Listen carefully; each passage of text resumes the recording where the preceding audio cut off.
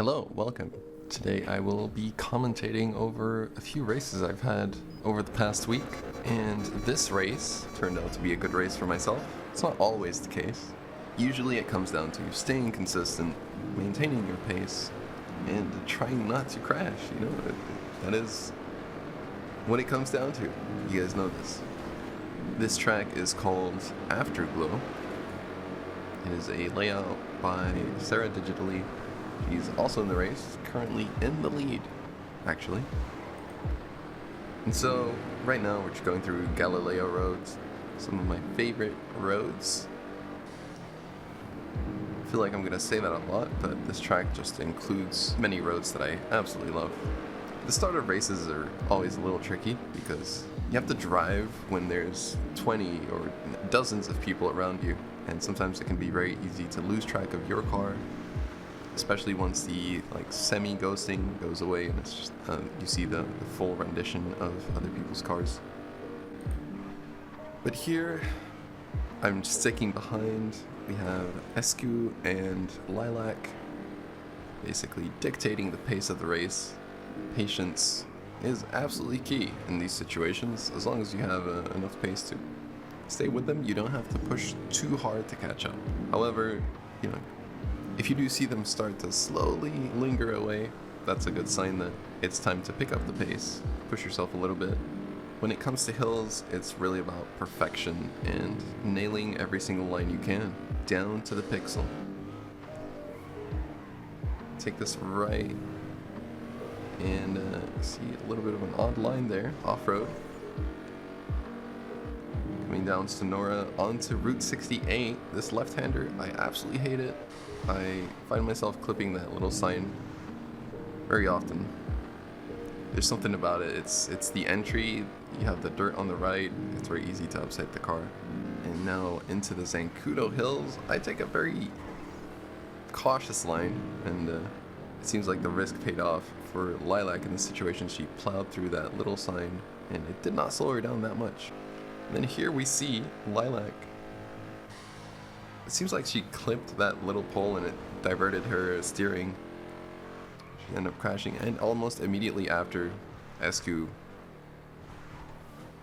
also took a little too much speed there. I almost followed, making the same mistake. It's an absolute classic, is to make the same mistake of the person ahead of you. Very easy to do because you're focused on the person ahead and just maintain pressure. So in other words, you can zone out and focus on the wrong things, which I do quite often. I do that quite often. So here we're through the vineyard section, one of my favorite roads. I know, I just said that, but yeah, pretty much every single hills road is my favorite in a way. It's where I excel. I think it's just because of the nature of it. It's smooth, it's satisfying, and yeah, it rewards perfection. We are approaching the city, and when it comes to city, it's not that I don't like city tracks. I still love city, and it's obviously a big part of the game. It's a 50-50 if anything, but the city I find has a lot of randomness, a lot of little cheeky little lines that you can find, little curves and bumps that are just scattered everywhere. And I feel like after years and years of playing this game, I still discover new little curb boosts and lines just by observing other people ahead of me, really. In this stage of the race, I am in the lead. I've been holding it for the entirety of the hill section. The people I'm up against are extremely good. Yeah, it's a pretty high level of competition, I'd say. And so Bahamut's behind us. He's already half a second behind. At this stage, I think I did see it.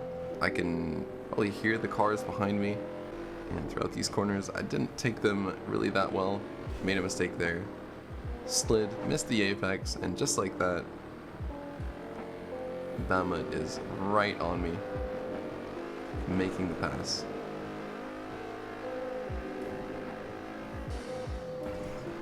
So, a little sketchy on entry, but as we go into the highway here, we are neck and neck. I'm doing my absolute best to just hold the lead here. Manage to tuck it onto the inside, use the curb, and hold steady.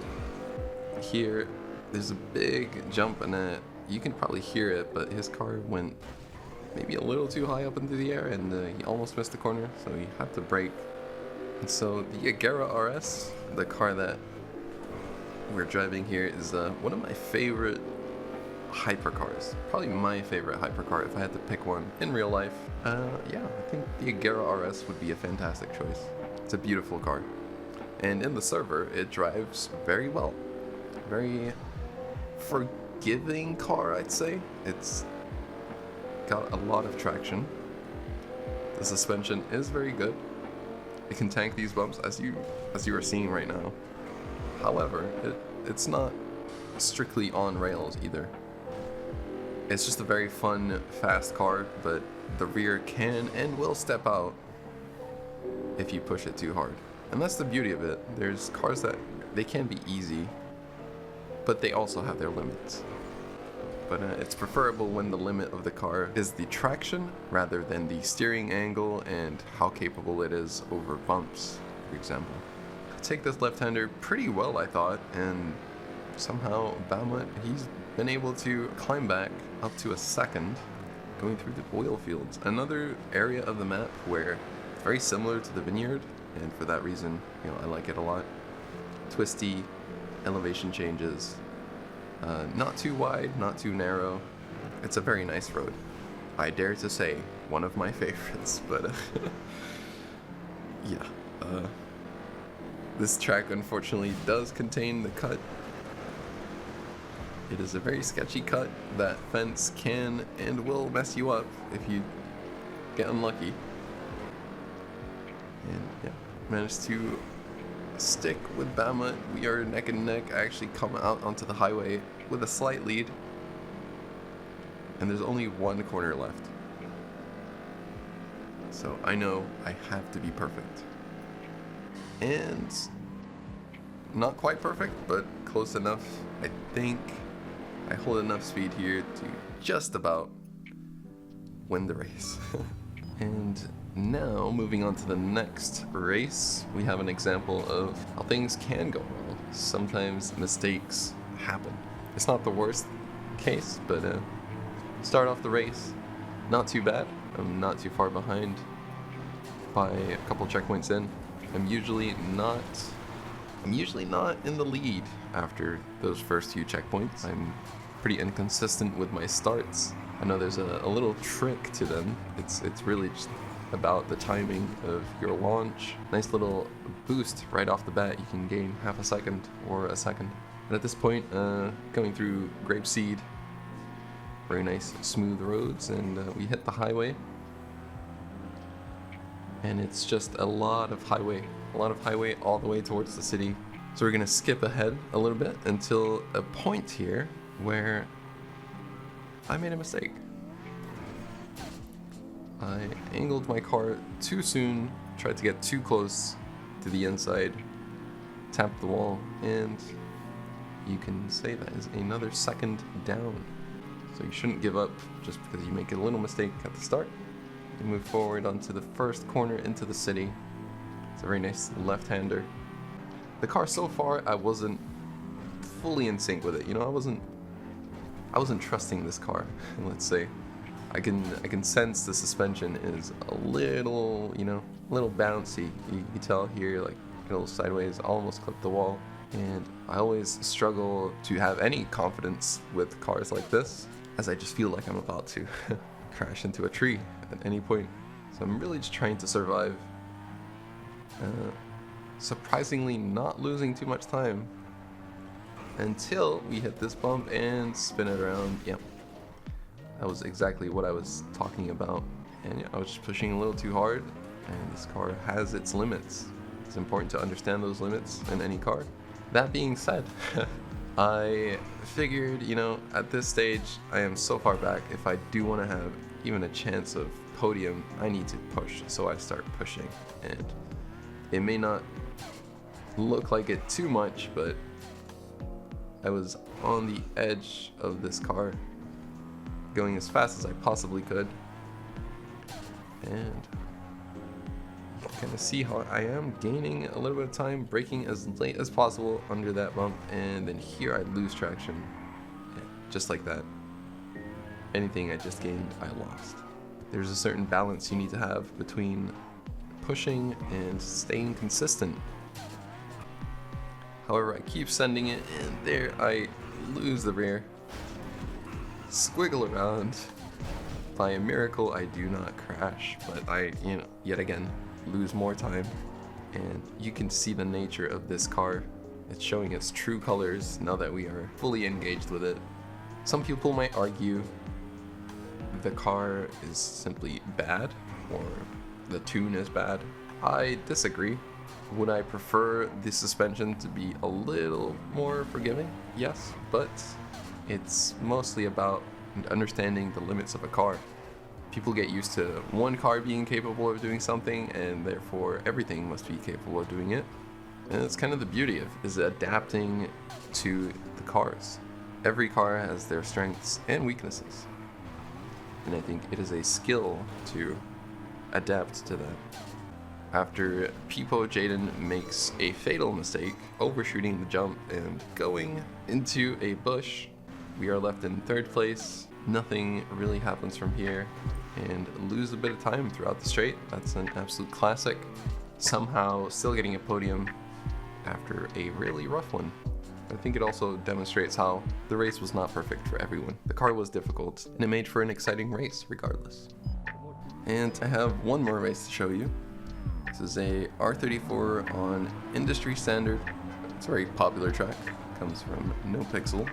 Didn't really used to like it back then. I think it's because of most of the traffic, the areas that it goes through. Perhaps some bad memories from this track, but here it's pretty nice, The R34, I wouldn't say is like an excellent city car, because it is quite stiff. The model itself has always been like that, where it's never really enjoyed curbs. But I think the way that it's tuned right now is fantastic. It's actually really fun. I think it's as good as it can get. Currently fighting for third place, whilst Harry and Lilac are ahead of us. Lilac was in a different instance, so we won't be seeing her car, but she's there. And then we have Harry, who's one of the absolute fastest drivers right now. That being said, he is still human, he makes mistakes. In this race, he made a few that allowed me to catch up. As we go here into the right, and then a nice smooth spiral into the dock area. And as you can see, who was that? It's Harry popping up ahead. So Harry just demonstrated the cut that exists on this track. It's actually a cut that I did know existed. I simply forgot until this point and never really thought about doing it. That is about to change though, because we just lost roughly 2 seconds to it. When a cut gains you that much time, you are forced to do it if you want to win. I was just hoping that at this stage the track would have been updated and fixed. Not the case though. Here I, going down the straight, gain a little bit of time, closing in slowly. Harry taking a couple